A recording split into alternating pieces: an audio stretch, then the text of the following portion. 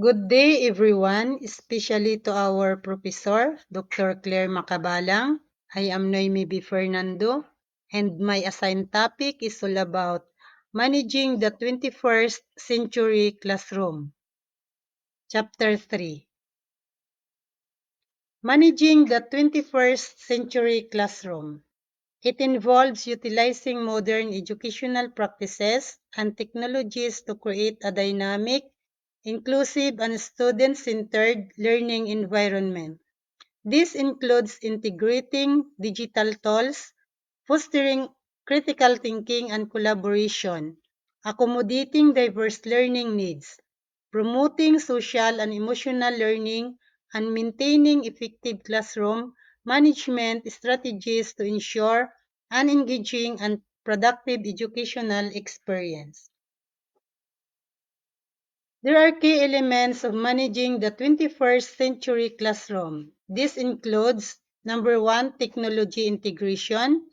Number two, student-centered learning. Number three, classroom management. Four, cultural competence. And number five, collaboration and communication. Technology integration, utilizing digital tools and resources to enhance learning. Use tools like interactive whiteboards, tablets, and educational software to enhance learning. Number two is the student-centered learning, encouraging active participation and professionalized learning experience. Shifting focus from teacher-centered to student-centered approaches, where students take ownership of their learning through exploration, critical thinking, and problem solving. Number three is the classroom management, establishing clear expectations and routines to maintain a productive learning environment. Classroom management, implementing proactive strategies and maintain a positive learning environment. Number four is the cultural competence. Cultural competence, addressing and respecting the diverse backgrounds and perspectives of students.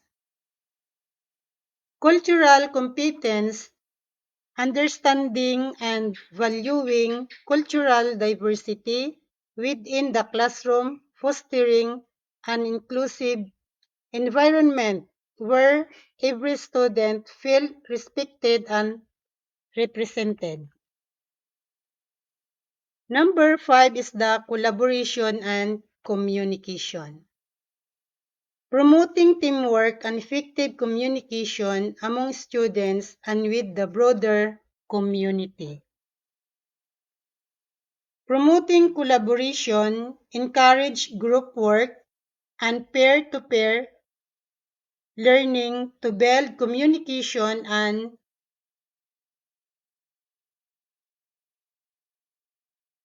teamwork skills.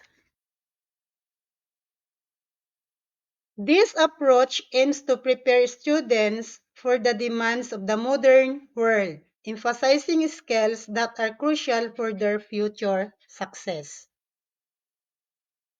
Here are the importance of managing the 21st century classroom. Number one is the enhanced learning outcomes. The enhanced learning outcomes effective management facilitates a conducive learning environment, improving student engagement and academic performance. Number two is the preparation for the future. Preparation for the future equips students with critical skills such as collaboration, digital literacy, and problem solving, which are essential for success in the modern world. Adaptability to change. Adaptability to change helps students and teachers adapt to the rapid advancement in technology and in evolving educational methodologies. Number 4 is the inclusive education. Ensures that all students, regardless of their backgrounds, have equal opportunities to succeed. And number 5 is the student well-being. The student well-being promotes a positive and supportive classroom atmosphere, which is vital for students' mental and emotional health. In essence, managing the 21st century classroom is not just about maintaining order. It is about creating an environment that nurtures creativity, critical thinking, collaboration, and respect, preparing students to thrive in a rapidly changing world. Here are the implications of managing the 21st century classroom. First, teacher training and professional development. Teacher, Teachers need ongoing training to effectively integrate technology and implement modern teaching strategies. Continuous, continuous professional development is stay updated with the latest educational trends and techniques through ongoing training. Second is the resource allocation. Schools must invest in up-to-date technology and infrastructure to support a 21st century learning environment. Number 3 is the curriculum design. Curricula need to be flexible and incorporate skills relevant to the digital age such as coding, digital citizenship, and critical thinking. Number 4 is the policy and administration. Educational policies must support innovative teaching practices and provide the necessary support for teachers and students. Number 5 is the parental and community involvement. In parental and community involvement, engaging parents and the community in the educational process can enhance student learning and provide additional support. Engage parents in their children's education through regular communication and involvement in school activities. By addressing these aspects, managing the 21st century classroom ensures that education is relevant, engaging, and effective in preparing students for the complexities of the future. Practical applications to educational administration in the Philippine setting. Number 1 is the teacher training and development. Under the teacher training and development, workshops and seminar, mentorship programs. Workshops and seminars regularly conduct workshops on digital tools, inclusive education, and modern teaching strategies. Mentorship programs establish mentorship system where experienced teachers guide newcomers in 21st century teaching methods. Second is the technology integration. Under the technology integration, ICT infrastructure and digital literacy programs. In ICT infrastructure, invest in reliable internet, access, and up-to-date computer labs in schools. In digital literacy programs, implement programs that enhance both teachers and students' digital skills. Number 3 is the curriculum enhancement. Under that is the STEAM education and flexible curriculum. In STEAM education emphasizes science, technology, engineering, and mathematics in the curriculum to build critical thinking and problem-solving skills. Flexible curriculum. Adapt curricula to include project-based learning, coding, and other relevant 21st century skills. And number 4 is the inclusive education. In inclusive education, special education programs and cultural sensitivity training. In special education programs, develop and support programs for students with special needs during ensuring accessibility and inclusion. Cultural sensitivity training incorporate cultural competence training for teachers to respect and understand the diverse backgrounds of students.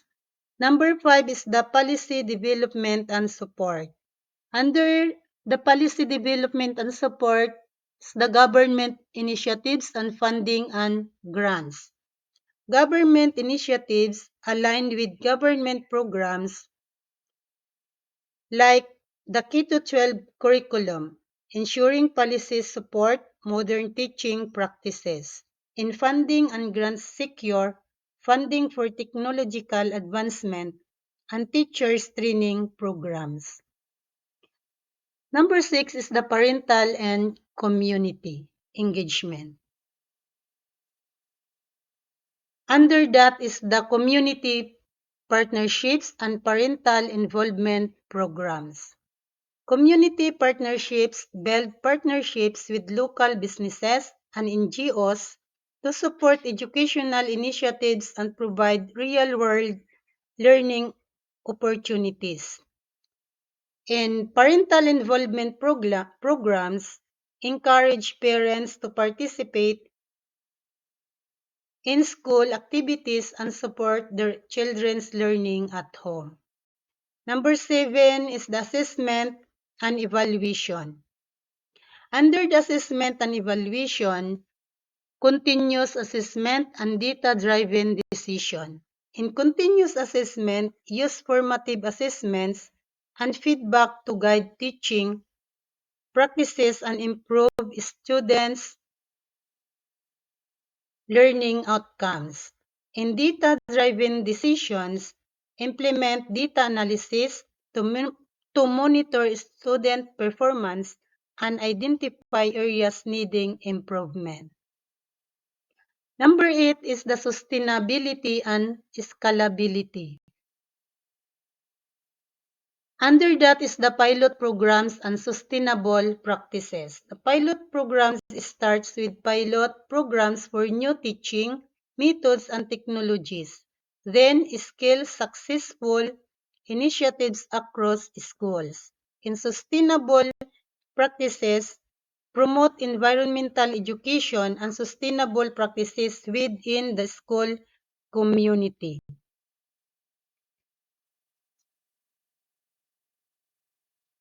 By focusing on these practical applications, educational administrators in the Philippines can effectively manage 21st century classrooms, ensuring that students are well prepared for future challenges. By implementing these practical applications in educational administration in the Philippines, administrators can contribute to create vibrant, inclusive, and future-ready schools that empower students to succeed in the globalized world of the 21st century.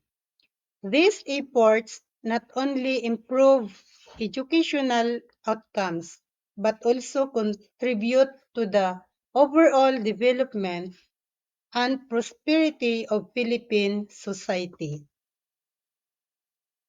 By effective managing the 21st century classroom with these strategies, educators can create an engaging, inclusive, dynamic learning environment that prepares students for success in an increasingly interconnected world and equipping